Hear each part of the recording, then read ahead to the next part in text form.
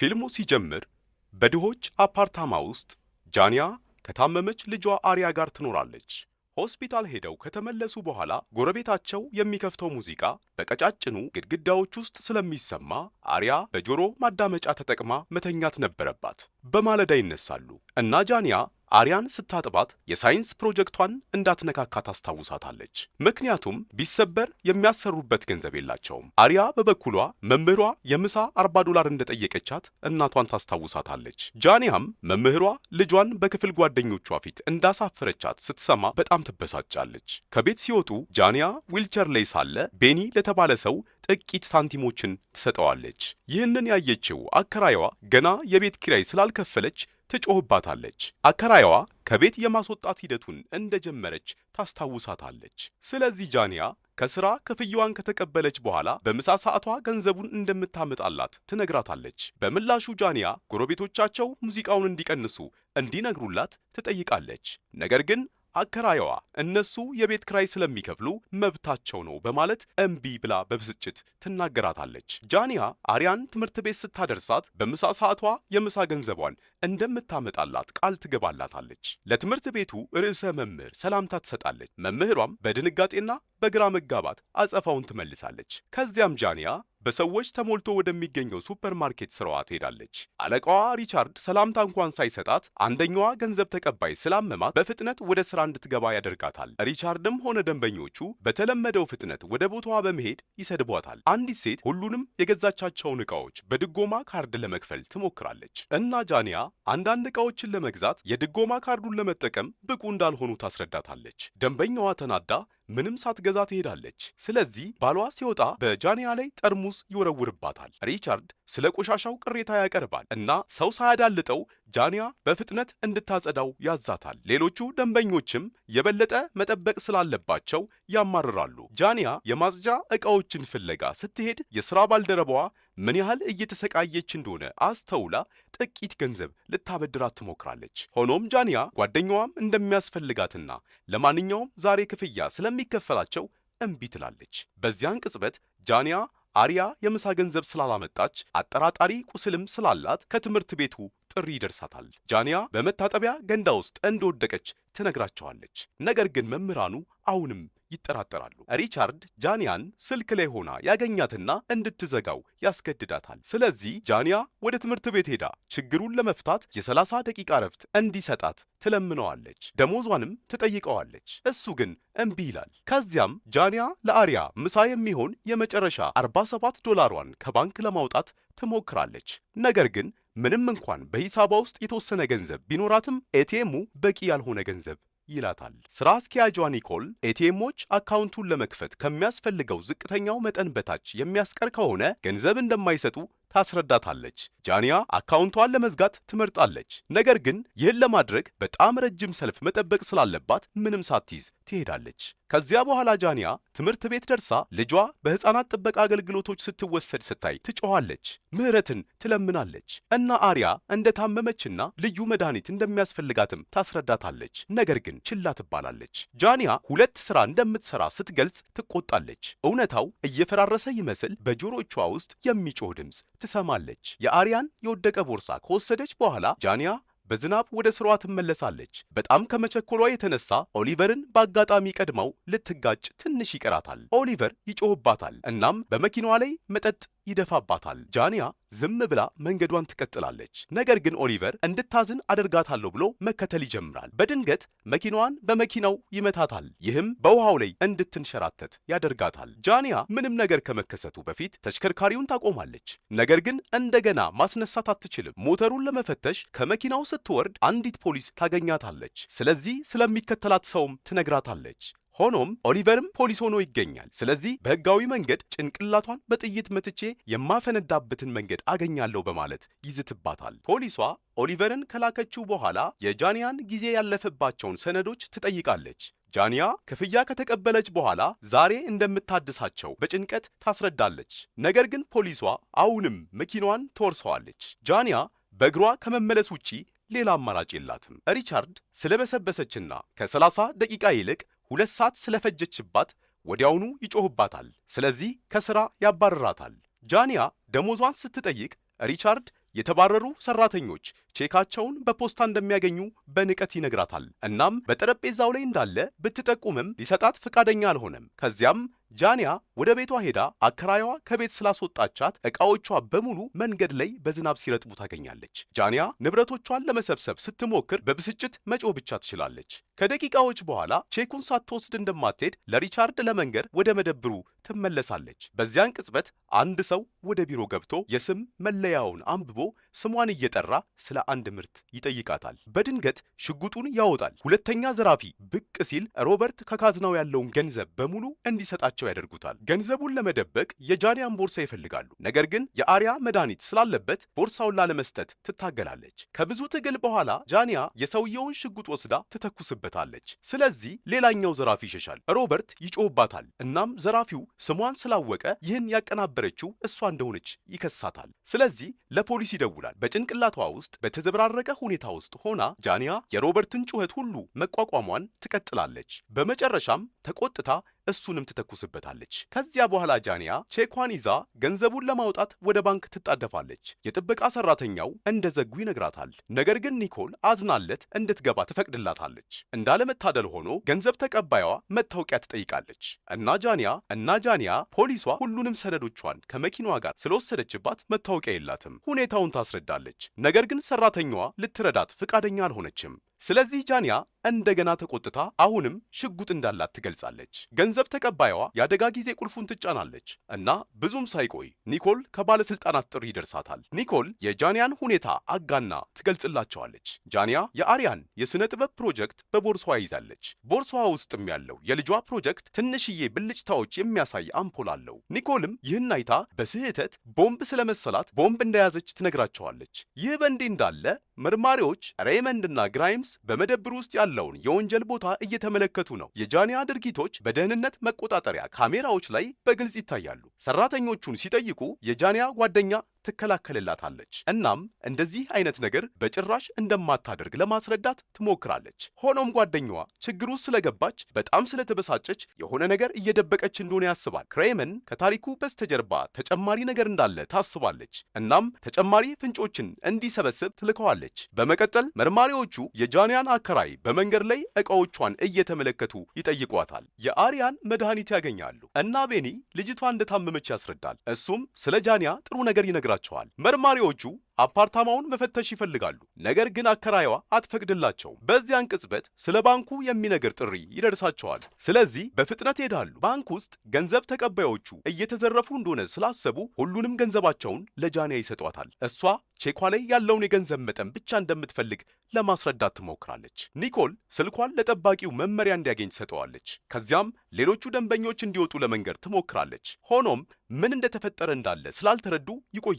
ጃንያ ኒኮልን ለእርዳታ ትጥራታለች እና ኒኮል ገንዘብ ተቀባያዋ የቼኩን ገንዘብ ብቻ መስጠት እንዳለባት ማስረዳት ትጀምራለች። ጃንያ በየሰከንዱ አእምሯን እያጣች ነው እና በብስጭት ትጮኻለች። ነገር ግን ሌሎቹን የምትጎዳ መስሏቸው እንዲፈሩም ታደርጋቸዋለች። በዚያን ቅጽበት ፖሊሶች ሕንፃውን ይከባሉ። ኬራይመን ለዋናው አዛዥ ጃንያ በመደብር ውስጥ ዝርፊያውን እንዳቀናበረች ትነግረዋለች። ነገር ግን ኬራይመን ለሁኔታው መጥፎ የአእምሮ ምላሽ እንደሰጠች ብቻ ታስባለች። አንድ ደንበኛ በመጨረሻ የጃንያን ሽጉጥ አስጥሎ ሊይዛት ይሞክራል። ይህም ጃንያ በአጋጣሚ ወደ አየር እንድትተኩስ ያደርጋታል። ሁለቱም ደንበኛውና ጠባቂው ደንግጠው ከሕንፃው ወጥተው ይሮጣሉና ፖሊሶችም ይከቧቸዋል። ደንበኛው ሽጉጡ በአጋጣሚ ብቻ እንደተተኮሰ ያስረዳል እና ጠባቂውም ምንም ማድረግ ባለመቻሉ ያማርራል። ገንዘብ ተቀባዮቹ እያለቀሱና እየተደበቁ ነው። ስለዚህ ጃንያ የልጇን የምሳ ገንዘብ ብቻ እንደምትፈልግ እየተናገረች ትጮህባቸዋለች። በቴሌቪዥን ላይ የምትታየው ዘጋቢ ስለ እሷ እያወራች መሆኑን ስትገነዘብ ትደነግጣለች። ባንኩን እየዘረፈች እንዳለና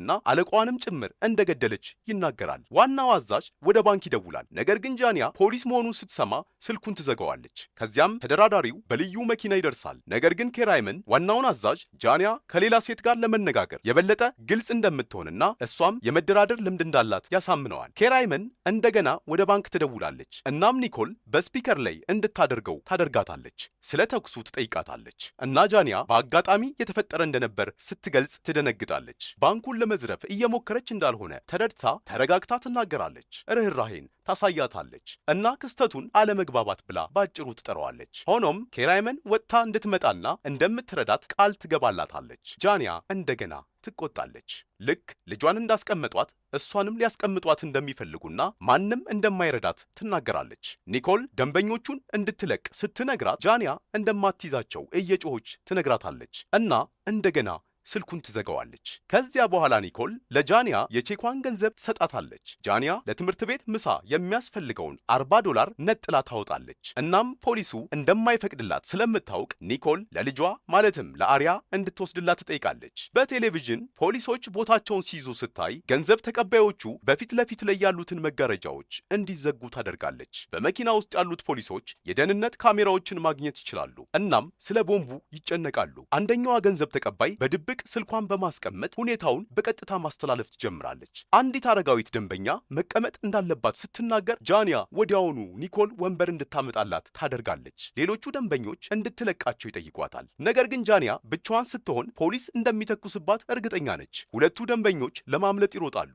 ስለዚህ ጃንያ ኒኮል በሩን እንድትቆልፍ ታደርጋለች። በዚያን ቅጽበት የአሪያ የሳይንስ ፕሮጀክት መጮህ ይጀምራል። የዚህ ጊዜ በስህተት ቦምብ መስሏቸው ስለነበር ኒኮልና ፖሊስ ሁሉም ነገር እንዳለቀ ያስባሉ። ነገር ግን ጃንያ ዝም ብላ ታጠፋቸዋለች። ማሰብ አለብኝ ብላም ጃንያ ወደ አንዱ ቢሮ ትሄዳለች። ገንዘብ ተቀባዮቹ እድሉን ተጠቅመው መውጣት ይፈልጋሉ። ነገር ግን ኒኮል ጃንያ እንዴት ምላሽ እንደምትሰጥ ስለማያውቁ እንዳይንቀሳቀሱ ትነግራቸዋለች። ቀኑን ሙሉ መቆም ምን እንደሚመስል እንደምታውቅ ገልጻ ለሁሉም ሰው ወንበሮችን ይዛ ትመለሳለች። ኬራይመን ይህንን አይታ ለዋናው አዛዥ እውነተኛ ወንጀለኞች ይህን ያህል ጥሩ እንዳልሆኑ ትነግራቸዋለች። አንድ ፖሊስ ወደ መኪናው ገብቶ የባንኩን ንድፍ እንዳገኙ ይናገራል። ስለዚህ የጭስ ቦምቦችን ተጠቅሞ መግባት ይፈልጋል። ሆኖም ዋናው አዛዥ በቦምቡ ምክንያት አደጋ ላይ መውደቅ አይፈልግም። አንዳንድ ፖሊሶች ኤፍቢአይን መጥራት አለባቸው ብለው ያስባሉ። ነገር ግን ኬራይመን ይህ በጣም ከልክ ያለፈ ምላሽ እንደሆነ ታስባለች። በግልጽ እንደሚታየው ይህች ተስፋ የቆረጠች ሴት ብቻ ናትና ማንንም አልጎዳችም። ስለዚህ ኬራይመን እድል እንዲሰጣት ትፈልጋለች።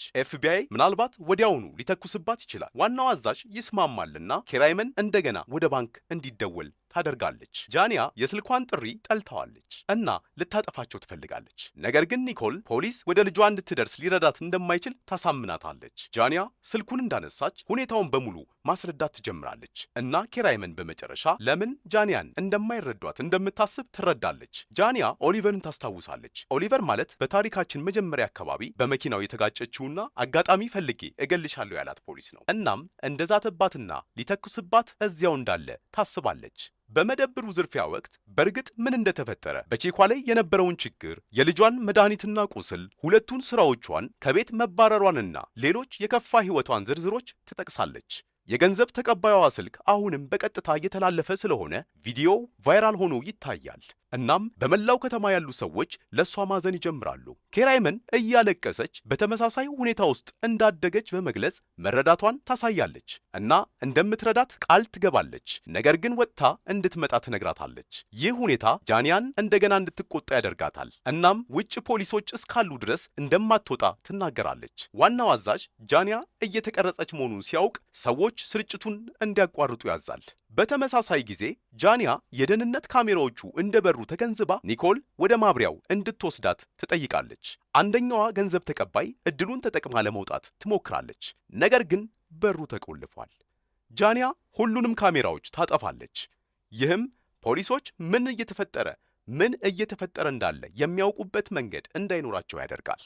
ከዚያም ትመለሳለችና ሌሎቹ የመታጠቢያ ቤት እንደሚያስፈልጋቸው ይነግሯታል። ስለዚህ ጃንያ አንድ ባንድ እንዲሄዱ ትፈቅድላቸዋለች። ውጭ ኬራይመንና ቢል ስርዓቱን እየፈተሹ ነው። ነገር ግን ጃንያን ያጠቃውን ፖሊስ ማግኘት አልቻሉም። ሰዎች ለጃንያን ፍትህ ለመጠየቅና በነፃ እንድትለቀቅ ከፖሊስ ጀርባ መሰብሰብ ጀምረዋል። ወደ ባንኩ ስንመለስ አንደኛዋ ገንዘብ ተቀባይ ጃንያ እንደ ንጹህ በመታየቷ ትበሳጫለች። ኒኮልና አሮጊቷ ሴት ይቆጧታል። ከዚያም ኒኮል ጃንያ እንደ በረዳት አስተውላ የአየር ማቀዝቀዣውና ማሞቂያው መሳሪያው ካሜራዎቹን ሲያጠፉ አብሮ እንደጠፋ ገልጻላት ጃኬት ልትሰጣት ወደ ቢሮው ይሄዳሉ። እናም ጃንያ በጠረጴዛው ላይ የቤተሰብ ፎቶ እያየች ጃኬቱን ትለብሳለች። ስለ ልጆቹ ጉዳይም ይወያያሉ እና ኒኮል ጃንያ ጥሩ እናት እንደሆነች ታረጋግጥላታለች። ይህን ወደ ባንኩ በመጣች ቁጥር ስላየቻት ታውቃለች።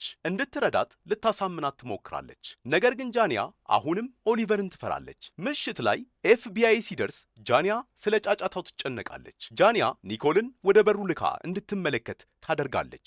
እናም ህዝቡ ጃንያን ፍቱ እያለ እንደሚጮህ ይረዳሉ። በዜና ላይ ህዝቡ ስሟን በትልልቅ ምልክቶች መብቷን እንዲከበር ሲጠይቅ ማየት ቻለች።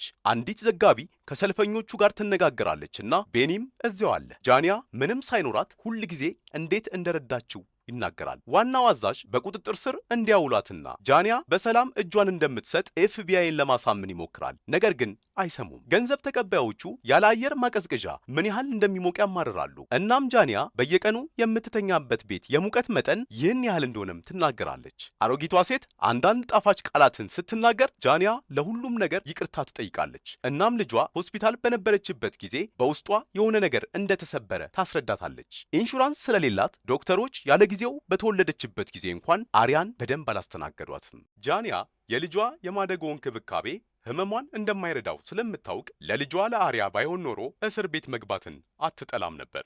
ኒኮል ጃንያ በሰላም እጇን ብትሰጥ ልጇ አሪያን እንደምትንከባከባት ቃል ትገባለች። በዚያን ቅጽበት አሮጊቷ ሴት ጥሩ ስሜት እንደማይሰማት አስታውቃ የስኳር ህመምተኛ መሆኗን ትገልጻለች። ጃንያ ኒኮል እንድታወጣት ትፈቅዳለች። በሚቀጥለው ጊዜ አንድ ሰው ወደ ባንክ ሲደውል ኤፍቢአይ ነው። ከኬር አይመን ጋር እንድትነጋገር አይፈቅዱላትም። ስለዚህ እንደገና መቆጣት ትጀምራለች። እናም ስልኩን ለኒኮል ትሰጣለች። በዚያን ቅጽበት የሳይንስ ፕሮጀክቱ እንደገና መጮህ ይጀምራል እና ኒኮል ጥሪው ቦምብ እንደሆነ በማሰብ ስልኩን ትዘጋዋለች። ጃንያ ጩኸቱን ታጠፋለች። እናም የሳይንስ ፕሮጀክቱ የልጇ እንደሆነ ትነግራቸዋለች። ይህም ኒኮልንና ገንዘብ ተቀባዮቹን እፎይታ ይሰጣቸዋል። ቦምብ መስሏቸው እንደነበር ያስረዳሉ።